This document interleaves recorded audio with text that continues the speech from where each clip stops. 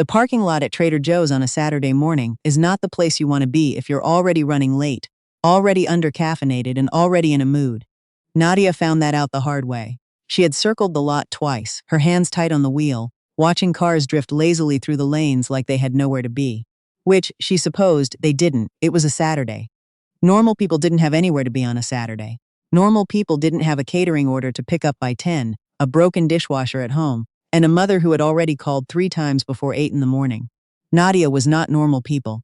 She finally spotted a space opening up near the cart return, a woman loading groceries into the back of a silver SUV, the trunk still half open, the process dragging on the way these things always did when you were in a hurry. Nadia put on her blinker. She waited. She watched the woman fold the last bag in, close the trunk, walk around to the driver's side with the unhurried gait of someone who had nowhere to be. And then, from the other direction, a gray Jeep slipped into the space. Nadia stared. The Jeep sat there, perfectly parked, hazards not even bothering to flash.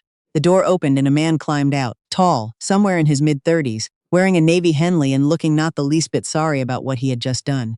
He clicked his key fob without looking back. Nadia rolled down her window. "Excuse me," she called out. "I was waiting for that spot." The man paused on the curb. He turned not with guilt but with the mildly patient expression of someone who had all the time in the world and knew it. "I didn't see a blinker," he said. "I had my blinker on for a full minute. I came from the other direction. I didn't see it." Nadia pressed her lips together. "That's not how this works." He looked at her for a moment, not unkindly, but not particularly moved either. Then he shrugged, just slightly, the way men do when they've decided the conversation is over, and walked toward the store entrance. Nadia sat there in her car, engine running, mouth open. She pulled around and found a spot 3 rows back, got out and told herself it wasn't worth it. She had a catering order to pick up. She had things to do. She was not going to spend her Saturday morning fuming over a parking space. She spent most of her Saturday morning fuming over a parking space. The call from her sister came that evening, while Nadia was eating leftover pad thai over the sink and pretending she wasn't lonely enough to turn on the TV just for background noise. "I need to tell you something," Laurel said, which was never a good opening. "What did you do?" "Nothing bad. Potentially great, actually." "Laurel, I may have given your number to someone." Nadia put down her fork. "Who?" "His name is Jordan. He's an architect. He works with Philip's firm, sort of. They're in the same building, they've known each other for years. He's 35, he owns his place in Midtown, he's funny. He's actually emotionally available for once in his life." "I told you not to do this. You told me not to set you up with anyone from my spin class. This is different. This is a real person with a real life and real prospects, and Nadia, you have been eating pad thai alone for 8 months. How do you know what I'm eating? Because I know you. Will you just talk to him? One phone call. If you hate him, you never have to call back." Nadia leaned against the counter. She thought about the parking lot. She thought about the man in the navy Henley walking away like she hadn't existed. She thought about how that had made her feel, not just angry, but small in a way she hadn't expected. Small in the particular way you feel when someone looks through you like you're not worth the effort of being seen. She was so tired of not being seen. "One call," she said. Jordan called 2 nights later, at 7:30 on a Tuesday. Not too early, not too late. Not a text first to ask if she was free, just the call itself, direct and without hedging. She answered on the 3rd ring. His voice was easy. Not smooth in the way of someone who had practiced it, but natural, like a person who had simply grown comfortable in their own skin. They talked for 40 minutes. About his work, a community center project he was leading in East Atlanta that he clearly loved. About her work. She ran a small catering company she had built from nothing 5 years ago, after she'd walked away from a marketing job that paid well and made her miserable every single day. He asked good questions. He listened to the answers. By the end of the call, she was sitting cross-legged on her couch with the TV still off and a warmth in her chest she hadn't felt in a long time. "I'd like to take you to dinner," he said. "If you're open to it." "I'm open to it," she said. He named a restaurant she liked. A quietly good Italian place in Decatur. Not flashy, not trying too hard. Saturday at 7. She wrote it down even though she knew she wouldn't forget it. She told herself not to get ahead of herself. She'd done this before, felt this hum of possibility on a phone call, and arrived at the date to find someone entirely different in person. Someone who had assembled themselves carefully for the call and couldn't hold it together face to face. She told herself to go with low expectations and open hands. She spent the rest of the week looking forward to Saturday in a way she hadn't looked forward to anything in longer than she wanted to admit. She arrived at the restaurant 4 minutes early and stood near the hostess stand, checking her phone with the practiced casualness of someone who was absolutely not nervous. The door opened behind her. She turned. The man from the parking lot walked in. He was wearing a different shirt, dark green this time, collar open, but it was unmistakably him. The same height, the same easy posture, the same face that had shrugged at her like she was a minor inconvenience and kept walking. He saw her at the exact same moment. The recognition landed on both of them simultaneously, and for a full 3 seconds neither of them said a word. "You," she said. "You," he said. "You're Jordan. You're Nadia." He said her name the way you say something when you're recalibrating every assumption you had going into a room.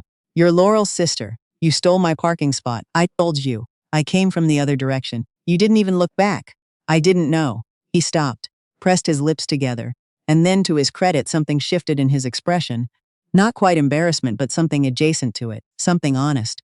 "You're right, I should have looked back." Nadia blinked. She had not expected that. The hostess appeared beside them with 2 menus and a diplomatic smile, and there was nothing to do but follow her to the table. They sat across from each other in silence for a moment.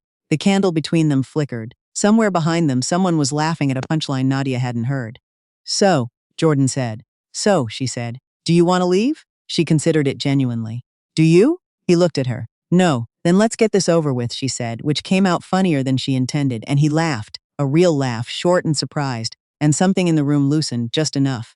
Dinner was not what she expected. She had prepared herself for awkward. She had prepared herself for the evening to be salvageable at best, a story she'd tell Laurel later, with a mix of irritation and reluctant amusement. What she had not prepared for was the two of them talking until the restaurant started stacking chairs around them, the candle burned to a nub, both their phones long forgotten on the table. He was funny. Not performatively funny, not the kind of funny that asks to be noticed, but the kind that just appeared around corners. A dry observation about the breadbasket, a self-deprecating aside about a project that had gone sideways in the most spectacular way possible. He told her about growing up in Columbus, the fourth of 5 kids, a household that was never quiet and never boring. She told him about her mother, who had strong opinions about everything, who had called Nadia twice during the catering pickup Saturday, and would be calling again tomorrow with updates on her neighbor's ongoing dispute with the HOA. "She sounds like a lot," he said. "She's the best," Nadia said, and meant it completely. "She's also a lot." He smiled. It was a good smile, unhurried, a little crooked on one side. "What happened with the catering pickup?" he asked. "The Saturday of the parking lot. I got there on time." "Barely good. I was still annoyed at you for the rest of the morning." "I know, I could tell." He paused. "I thought about it, actually. After. I got back to my car and thought, that wasn't how I should have handled it." She studied him. "Then why didn't you say anything? You'd already driven away." She hadn't known that. Something small shifted in her chest. They walked out into the October night, the air cool and carrying the first real edge of fall, and stood on the sidewalk doing the thing where neither person wants to be the one to say goodnight. "I'd like to do this again," he said.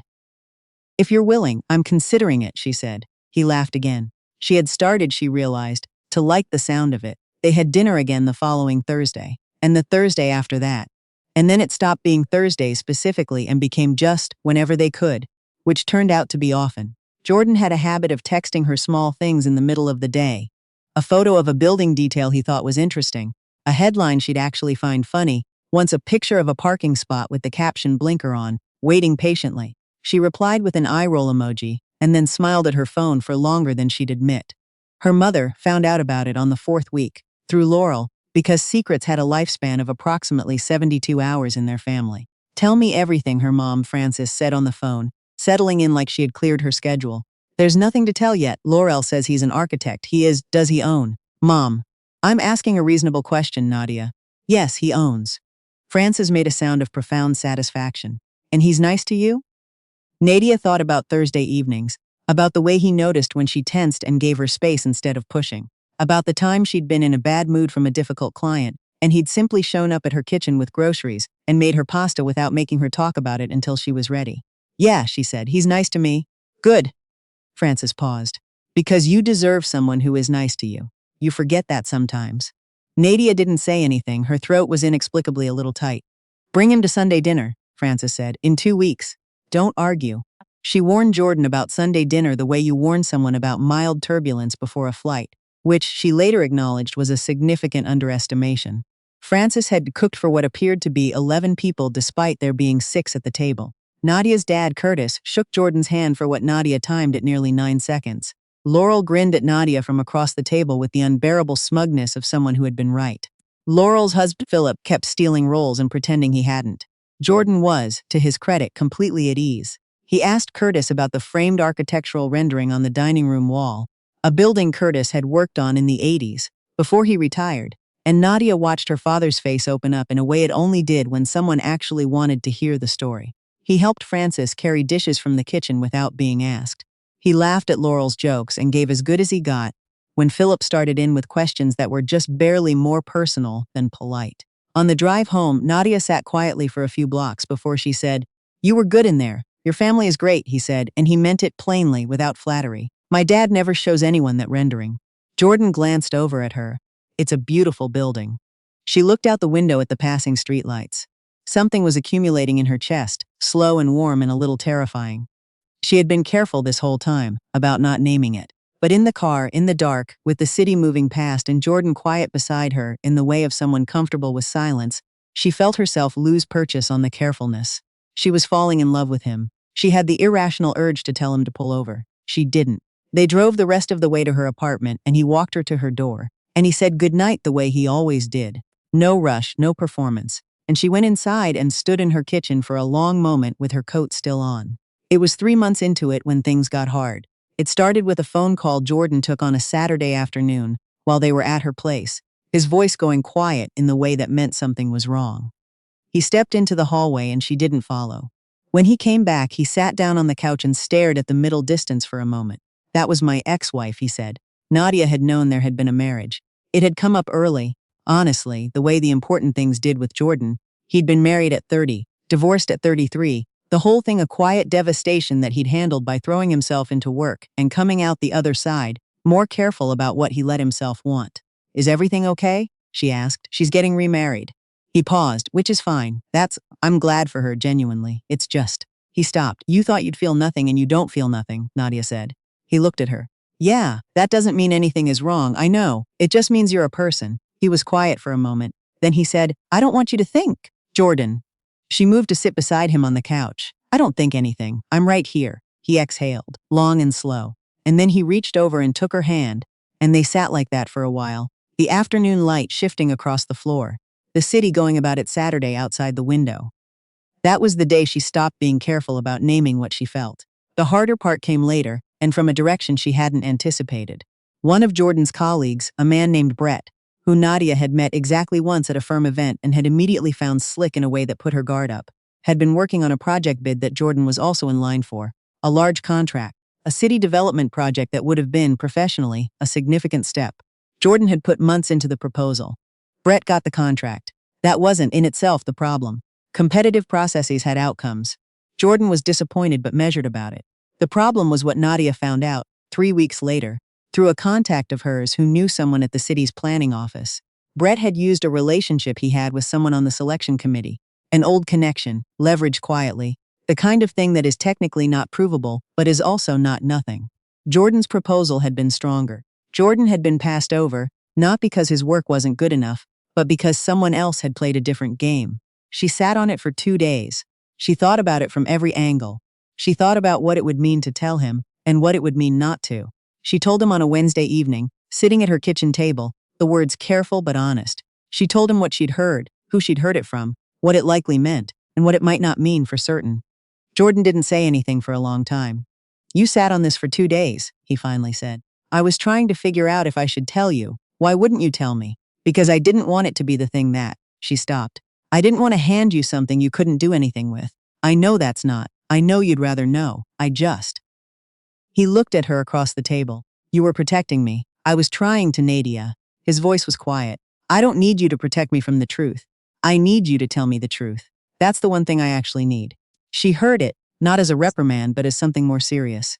Something foundational. He was telling her who he was and what he needed, in the way people do when they're deciding whether something is real or not. "I know," she said. "I'm sorry, I won't do it again." He nodded, and then he reached across the table and covered her hand with his. They sat with it for a while. The kitchen was quiet. Somewhere outside, the neighborhood was settling into a Wednesday night.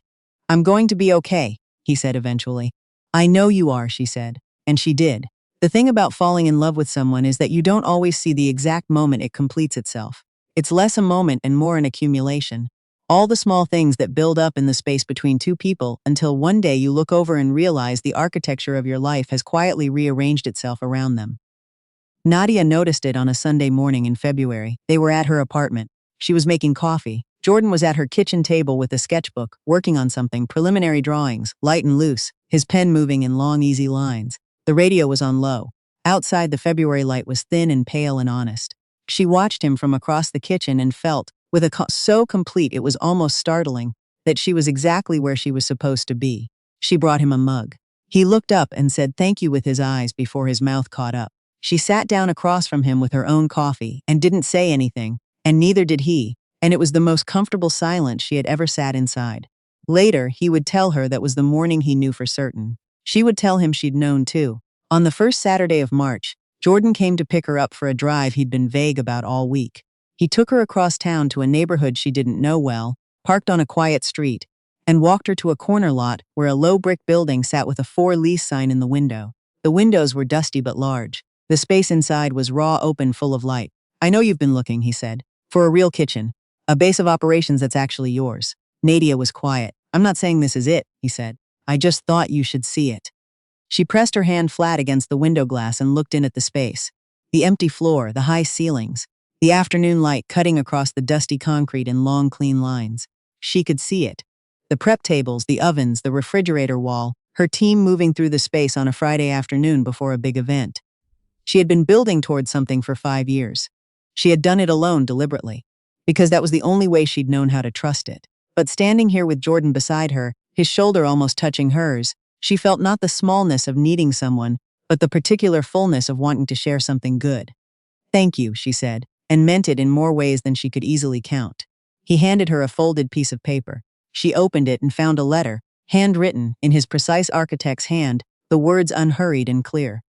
He had written about the parking lot, about turning and seeing her face and not understanding yet that the universe had an angle, about the phone call where her voice had surprised him, about the Sunday dinner and her father and the rendering on the wall, about the Wednesday in her kitchen when she had told him the truth, even when it was hard, and he had understood that she was, at her core, someone who would always come back to honesty. He had written, I've been building things my whole career, and I've learned that what holds a structure together isn't what you see from the outside. It's the foundation. It's what goes in before anything else. I want to build something with you. I want you to be the foundation. By the time she looked up, her eyes were blurring in a way she would have called mortifying under any other circumstances. He was watching her with that crooked, unhurried smile. You had a blinker on, he said quietly. I should have seen it from the beginning. She laughed. A real one, sudden and undignified, and then she stepped forward and let him hold her, in the pale March light, the empty building behind them full of everything they hadn't built yet.